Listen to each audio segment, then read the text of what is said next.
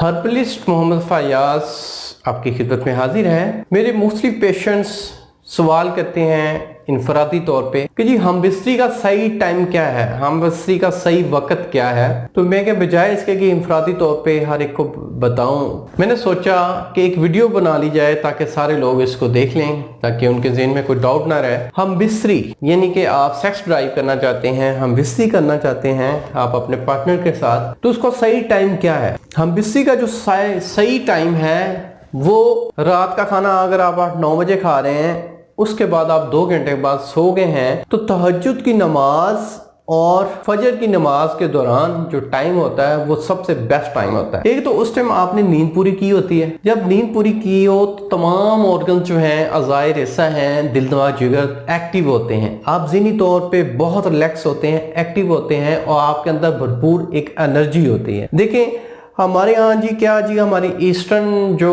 Countries हैं mostly होता है जी रात का खाना खा के उसके 2 घंटे बाद आप मुबाशरत करते हैं, हम जिससे करते हैं, तो वो सरासर गलत है। एक तो उस टाइम पेट भरा होता है, सही हजम नहीं होता।